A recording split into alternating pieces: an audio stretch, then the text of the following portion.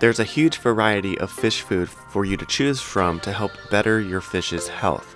But how do you know if you're feeding too much or not enough? If you can tell you're feeding too much, I mean, you're going to see like your nutrients start to climb. Mhm. And I mean, especially if you don't have that big of a cleanup crew, you'll definitely see stuff starting to settle on the bottom, especially like pellets and even some of your mysis and all that sort of stuff will kind of collect in your dead areas. You'll start to notice it starting to pile up. And that's when you got to know, okay, like I'm feeding a little too much. I need to cut back on some of my feeding to accommodate and try to fix that problem. Because overfeeding can become a problem. Like it will start spiking your nutrients and you can run into some major issues. You may not notice it either because a lot of people's dead spots are like behind rocks somewhere and a lot of the food ends up settling there and they don't see it. And they don't test very often, so they don't really see it happening. And if you have an abundance of corals, especially soft corals absorb nutrients like you wouldn't believe. And even some of the hard corals really enjoy the extra food.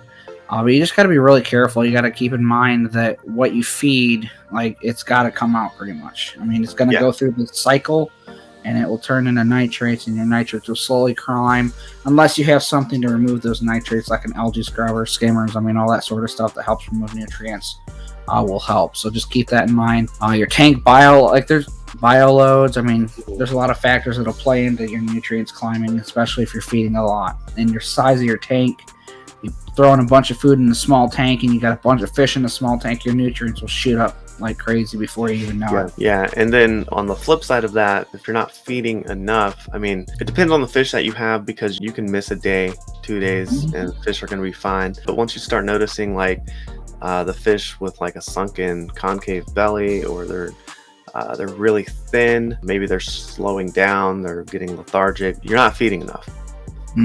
Definitely. Then if that's happening, that can lead to infections and parasites and disease and all of that stuff. Yep, makes them a little weaker. Yeah, and so that's why we talked about feed your fish enough that they can eat within 2 to 3 minutes, watch what they eat, and to your point, Levi, if they do eat everything you put in the tank, you can feed them a little bit more and it'll be perfectly fine. And if they're getting enough, you'll see they'll have a little roundness in their bellies and they're happy, fat and happy. Yeah, fat fish is a healthy fish. So we talked about feeding fish. Should we be feeding our corals?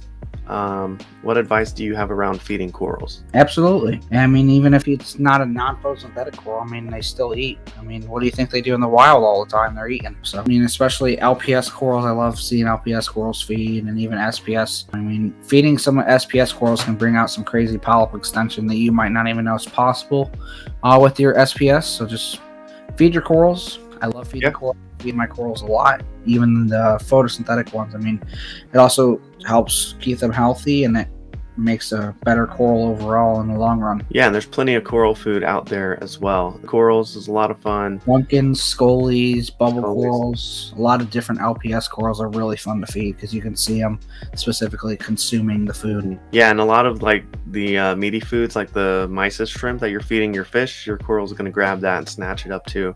Whether you target feed them or just broadcast feed your tank, they'll pick up on it too. So let us know if you have any questions down in the comments below, and we will not hesitate to answer that. And if you're watching and listening to the podcast here on YouTube, thank you so much for clicking that subscribe button and hitting that like button. Thank you so much for listening, watching, subscribing, and all of those things. And we will see you in the next one. See you guys.